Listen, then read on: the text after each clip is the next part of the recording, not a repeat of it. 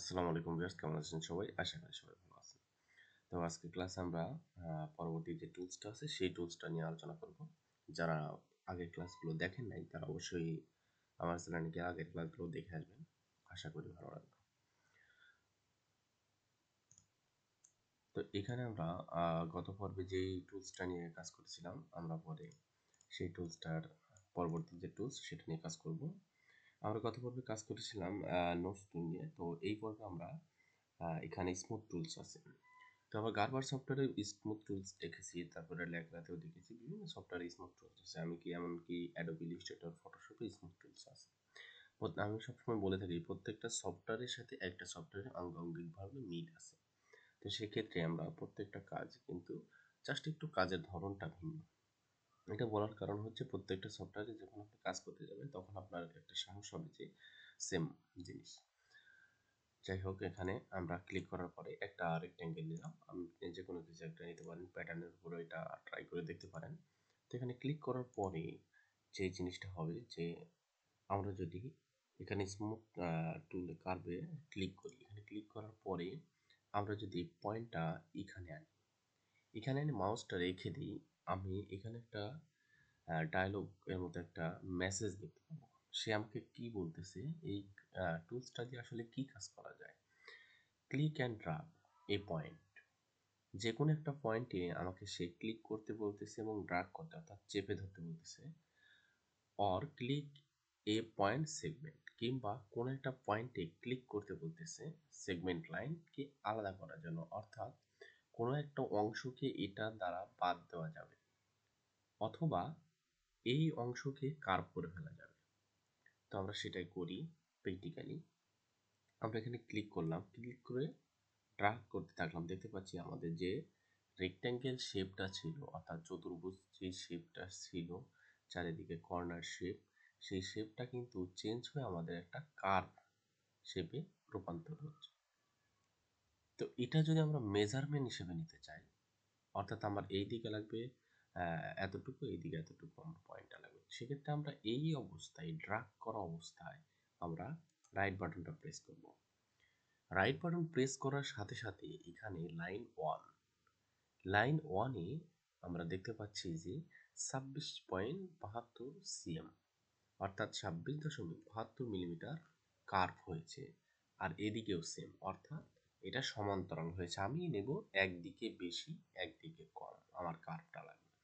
সেক্ষেত্রে আমি প্রথম লাইন দেবো 5 cm, অর্থাৎ যে নিচের লাইনটা 5 cm আর এই দিকের লাইনটা আমার যা আছে তাই থাকে। আমি যদি চাই যে 15 cm দেবো, নিচের লাইনটা 15 cm, দেখতে পাচ্ছেন এখান থেকে 15 cm। আমি যদি বলি আরো বাড়িয়ে দেব যে 25 cm, 25 cm আমার লাইনটা কিন্তু এখান থেকে 25 cm দূরে, কিংবা আমি যদি দিই 30 cm, তো এখান থেকে আমার এই লাইনটা 30 cm দূরে আসলো। এভাবে ঠিক মেজারমেন্ট আমরা এভাবে করে নিতে পারবো। তো এই কার্ভেটরটা কিন্তু একটা সীমাবদ্ধতা আছে, এটা কিন্তু 50% হবে। সেক্ষেত্রে যদি আমি এখান থেকে দেখতে পাচ্ছেন এই পাওয়ারটা আছে, আমি যদি এটাকে 0 করে দিই, এভাবে কিন্তু আমি এদিকে কমাতে এবং বাড়াতে পারবো। যে আমি যদি এদিকে নেই, এই যে ইয়াটা দেখতেছেন এই বারটা, তাহলে কিন্তু এদিকে যাবে এদিকে যাবে, আমি কিন্তু ইচ্ছা মতো শেপ ওলট পালট করতে পারতেছি। কার্ভ এডিটর টুলের মূলত এটাই কাজ। তো আশা করতেছি বুঝতে পারতেছেন খুবই সহজে। তো আমরা এটা কেটে দিলাম। কেটে দেওয়ার পরে আমরা পরের অংশের কাজ করব। প্রথম অংশের কাজ আমরা করেছি, কি করেছি, click and drug A point, click and drug A point, অর্থাৎ আমরা একটা পয়েন্টে ক্লিক করেছি এবং সেই পয়েন্টটাকে ড্রাগ করে টেনে নিয়ে গেছি। এর পরবর্তী পয়েন্ট আছে আমাদের যে click A click on a point segment. তো আমরা এখান থেকে একটা ক্লিক করব, ক্লিক করার পর একটা সেগমেন্ট লাইনটি ক্লিক করব। আমি যদি এখানে ক্লিক করি দেখি কি হয়। ক্লিক করলাম,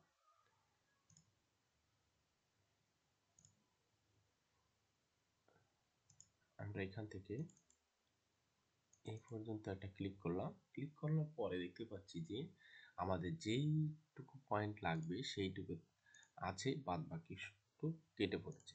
তো সেগমেন্ট লাইন পয়েন্টের কার্ভ এডিটরের মূলত এটাই কাজ। তো এটা গেল। এরপরে আমাদের কি পয়েন্ট আছে? এরপরে পয়েন্ট আছে স্পিড অ্যান্ড স্ল্যাশ। এটা আমাদের খুব বেশি লাগে না। ওই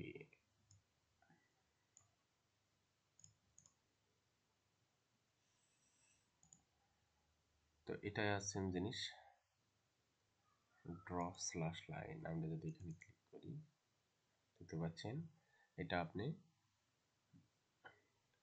যে আমরা মাঝে মাঝে যে প্লিট করি, প্লিটের পরে যে অ্যানাউন্সটা তৈরি করি, সেই দিকে আমরা এভাবে যদি কোনো প্যাটার্নের কাজ প্রয়োজন হয় সেভাবে কিন্তু আমরা এটা নিতে পারবো। মূলত এটার কাজ এটাই, এই ধরনের কাজই করে এটা দিয়ে।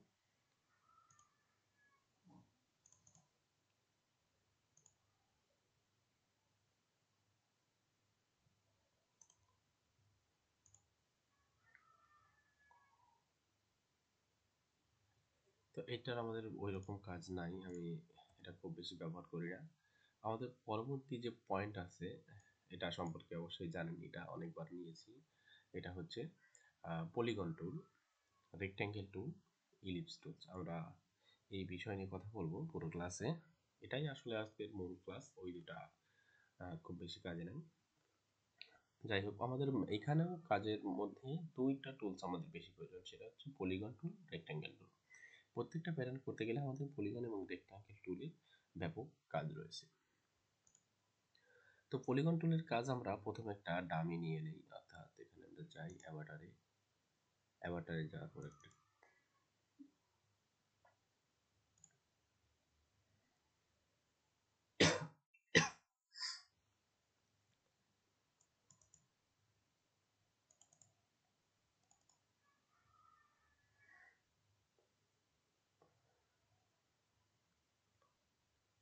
তো এখানে আমাদের ডামি আসছে। আমাদের প্যাটার্নটা ডিলিট করে দিই, প্যাটার্নে ক্লিক লাগার কারণে প্যাটার্নটা চলে আসছে। পলিগন টুলের কাজ একটু বিস্তারিত, আমরা ধৈর্য সহকারে কাজটা দেখব, যার কারণে আমি এই বিষয়টা নিয়ে বেশি কথা বললাম না। এটার খুব বেশি কাজ আমি পাই নাই। তো পলিগন টুলের ক্লিক করলাম আমরা, এখানে দেখতে পাচ্ছেন এইচ আছে। আপনি যদি কিবোর্ডে এইচ প্রেস করেন সেক্ষেত্রেও কিন্তু আপনি এটা পাবেন। কিবোর্ডে এইচ প্রেস করলাম, যদি এখানে থেকে ক্লিক করে আপনি আমরা একটি টি শার্টের প্যাটার্ন দিয়ে শুরু করি। এখান থেকে আমি ক্লিক করলাম, জাস্ট এভাবে আমি শোল্ডার ড্রপ নিলাম, আমার শোল্ডার 12, ধরেন 12 কিংবা 11, 11.5, 12 নিলাম। এরপরে আমার আর্মহোল স্টেট 23 নিলাম, আমি 23। এরপরে আমার আর্ম সিম থেকে বডি লেন্থ আছে ধরেন 32, এটা একটা জাস্ট মেজারমেন্ট আর কি নিলাম। এরপরে আমার এখান থেকে আছে টি শার্টের পেজ পর্যন্ত সমান। তো আমরা এইভাবেও কিন্তু একটা প্যাটার্ন তৈরি করতে পারি। কীভাবে তৈরি করতে পারি? এই প্যাটার্নটা তৈরি করার জন্য আমাদের কিন্তু প্রথমে আমাদের ডামির মেজারমেন্টটা ঠিক করে নিতে হবে। অর্থাৎ যদি ডামি মেজারমেন্টটা আমরা ডামি থেকে এডিট করতে পারি, এখানে দেখতে পাচ্ছেন আমরা এডিটর, অ্যাভাটার এডিটর। এই অ্যাভাটার এডিটরে যাওয়ার পরে আমরা দেখতে পাবো যে আমরা যেই ডামিটার উপর কাজ করতেছি, অর্থাৎ ম্যানিকুইনের উপর, সেই ম্যানিকুইনের মেজারমেন্ট কিন্তু এখানে দেওয়া আছে। নেক অ্যাক্রস, বাইসেপ, তারপর শোল্ডার অ্যাক্রস, নেক টু সিবিক, সমস্ত মেজারমেন্ট এখানে দেওয়া আছে। আপনি যদি এখানে ক্লিক করেন, আরও ক্লিক করেন, এখানে প্রত্যেকটা অংশের সেই মেজারমেন্ট দেখাবে। আপনি যদি এখান থেকে কোনো কিছু এডিট করতে চান, এডিট করে ফুল ডামিটা আগে রেডি করবেন। রেডি করার পরে ওই ডামির উপর যদি আপনি প্যাটার্ন করেন, তাহলে আপনার প্যাটার্নটাও কিন্তু অ্যাকুরেট হবে। এরপরে আমাদের কাজ কি? আমরা যে আগের যে কার্ভগুলোর কাজ করেছি, সেখানে কার্ভ এডিটর, এখান থেকে কার্ভ এডিটর আমরা এখানে ধরে আমরা কিন্তু এগুলো মুভিং করতে পারবো। যে এখানে যে কার্ভ এডিটর আমরা এখান থেকে এডিট করতে পারবো, যে আমাদের নেকটা, এরপরে আছে আমাদের আর্মহোল।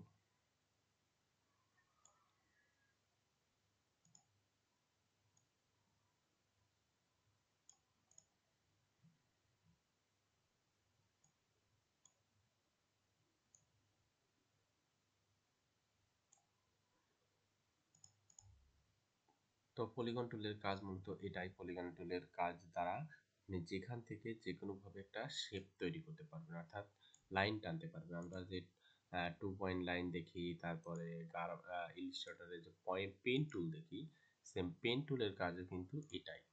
পেন টুল দ্বারা কিন্তু এই কাজগুলোই করা হয়।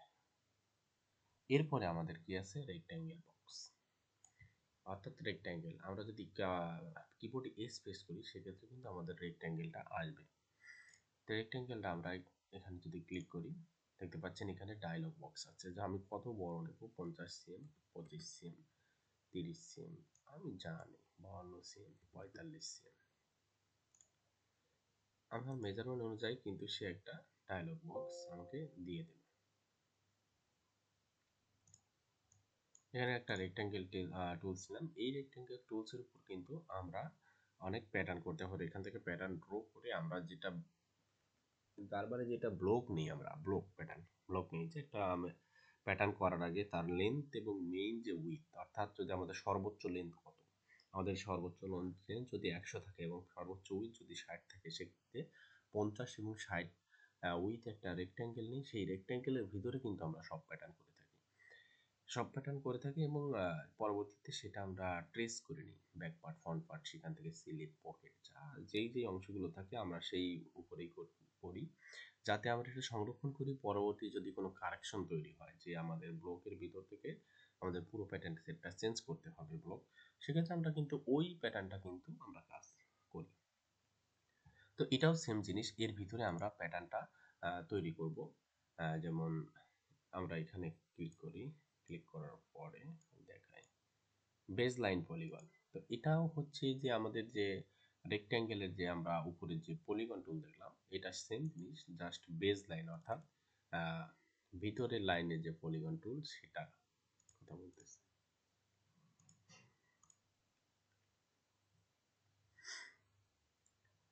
এরপরে আছে আমাদের ইলিপস টুলসটা সেম জিনিস। ইলিপসটাতে আপনারা ইলিপস টুল দেখেন, এটা একটা সার্কেল তৈরি করা যায়। এই সার্কেলের মাঝখানে যদি আপনি কেটে দিয়ে এখান থেকে একটা দেন, সেক্ষেত্রে কিন্তু আপনি একটা স্কার্টের প্যাটার্ন পেয়ে যেতে পারেন, যদি আপনার মেজারমেন্ট ঠিকঠাক আপনি দিতে থাকেন, সেক্ষেত্রে এটা একটা সহজ ব্যাপার।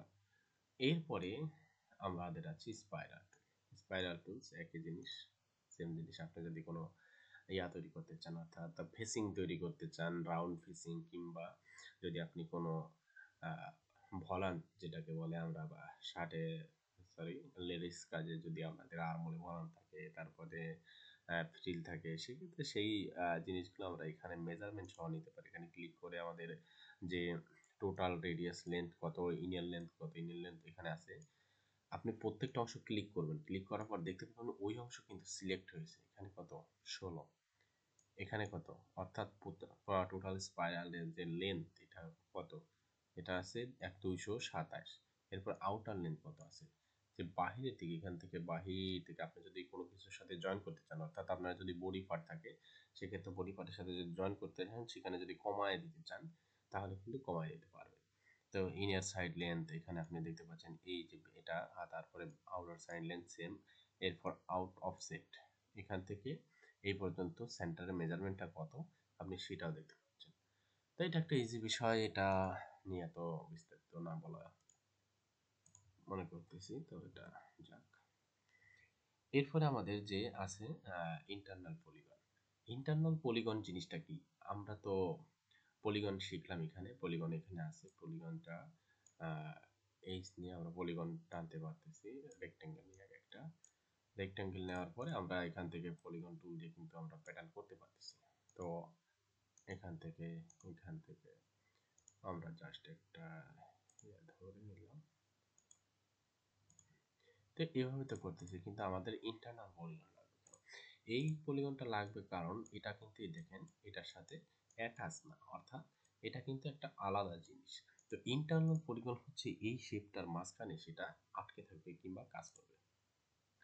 আমি যদি এখান থেকে এইভাবে নেই, দেখতে পাচ্ছেন যে আগের প্যাটার্নটার মতো কিন্তু উঠে আসতেছে না, অর্থাৎ এই লাইনটা কিন্তু এখান থেকে সরে যাচ্ছে না, ইন্টারনাল পলিগনের মতো এখানে কিন্তু আটকে আছে। মূলত এই কাজটাই এখানে করা হয়, কোনো লাইন টানতে গেলে, ভিতরে কোনো লাইন টানতে গেলে আমরা এই অংশটা ব্যবহার করি, সেটাকে বলে ইন্টারনাল পলিগন। এরপরে আছে ইন্টারনাল রেক্ট্যাঙ্গেল, সেম জিনিস। ইন্টারনাল রেক্ট্যাঙ্গেল আমরা এখানে টেনেছিলাম বাহিরে, এটা ভিতরে, এর ভিতরে থাকবে। এরপরে থাকবে আমাদের ellipse, internal ellipse tools, ellipse tools dart. তো ডার্টের বিষয়টা সেম জিনিস। আমরা ভিতরে এখানে ক্লিক করার পরে আমরা এখানে ফুলনেস কতটুকু দেবে, উইথ কতটুকু, লেফটে কত, রাইটে কত, এটা আপনি ক্লিক করে করে এখানে দেখতে পারেন। প্রত্যেকটা টুলস এর ব্যবহার আপনি এভাবে ক্লিক করে আপনি সময় নিয়ে আপনি ধৈর্য সহকারে দেখবেন। সেক্ষেত্রে কিন্তু আপনার অনেক, এখানে ক্লিক করবেন, ক্লিক করার পর ডাটের আমার মেজারমেন্ট কত, উইথ কত, লেফট কত, রাইট কত, আপ কত, এখানে ডাউন কত, সমস্ত জিনিস কিন্তু এখানে দেওয়া আছে। গার্বার সফটওয়্যার, ক্লোসিডিটি সফটওয়্যার, তারপরে বক লেখা বলেন, সব সফটওয়্যার কিন্তু বেস জিনিসটা একই। আমি সব সময় বলতে থাকি এটা কঠিন কিছুই না, তেমন কিছুই না। আপনাকে গার্মেন্টস সেক্টরে যারা প্যাটার্ন মাস্টার আছে কিংবা যারা সিনিয়র আছে তারা এটা আপনাকে বিশাল উপস্থাপন করে যাতে আপনি এটা শেখার আগ্রহ হারিয়ে ফেলেন। এরা অত্যন্ত হিংসুক টাইপের হয়ে থাকে অধিকাংশ, সবাই না কিন্তু অধিকাংশ আমি দেখেছি আমার জীবনে, তো অধিকাংশ প্যাটার্ন মাস্টাররাই হিংসুক টাইপের হয়ে থাকে। তারা মনে করে অন্য কেউ যদি প্যাটার্ন কিংবা এই জিনিসটা শিখে ফেলে টেকনিক, তাহলে মনে হয় আমার রিজিক চলে যাবে, কিন্তু আসলে ব্যাপারটা সেরকম না। রিজিকের দরজা যার যার জন্য খোলা আছে তার জন্য থাকবে। আল্লাহ তাআলা আমাদের সৃষ্টি করার পরেই রিজিকের ব্যবস্থা করে দিয়েছেন। তো এসব বিষয় নিয়ে হিংসা করার কোনো কারণ নেই। আপনি যদি যেটুকু জানেন, আপনার পাশের জন যদি না জানে, আপনার যদি কেউ যদি দুনিয়া শিখতে থাকে, তাহলে তাদেরকে অবশ্যই শিখাবেন।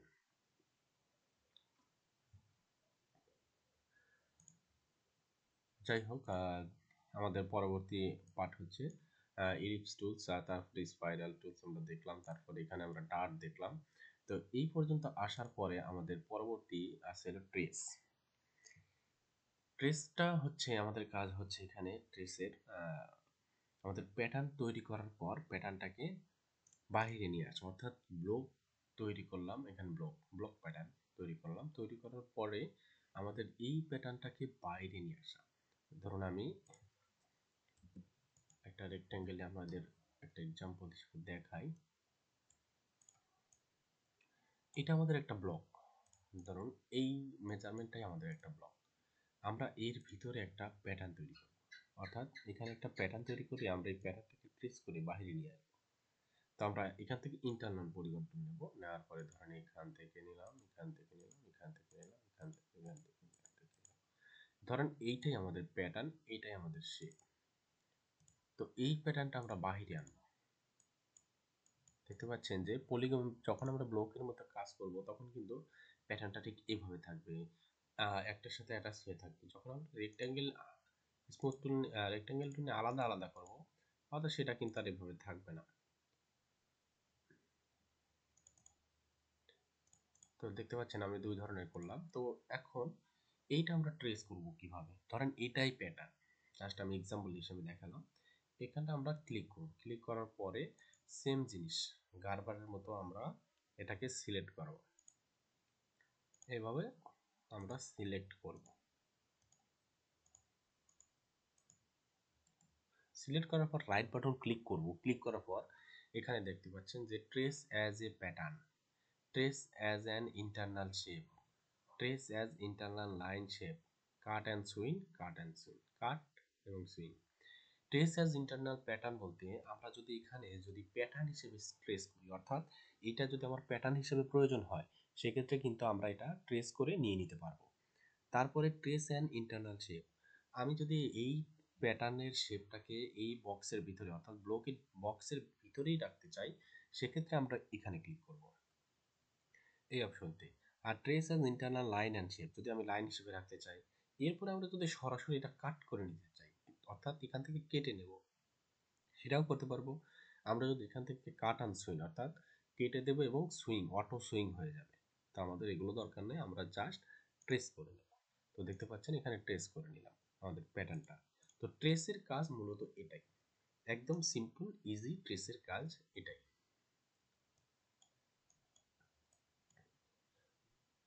তো আজকের ক্লাস এই পর্যন্তই। আজকের ক্লাস অনেকটা বড় হয়ে গেল, আপনারা বাসায় প্রতিনিয়ত প্র্যাকটিস করবেন। আর আমার একটা ফেসবুক পেজ আছে, আমি ওটাকে ডেভেলপ করার চেষ্টা করতেছি, অবশ্যই আপনারা হেল্প করবেন, একটু শেয়ার টেয়ার করবেন। আমি চাইতেছি যে সেখানে ভালো ভালো ভিডিও আপলোড করতে, তারা চেষ্টা করবেন দেখার জন্য।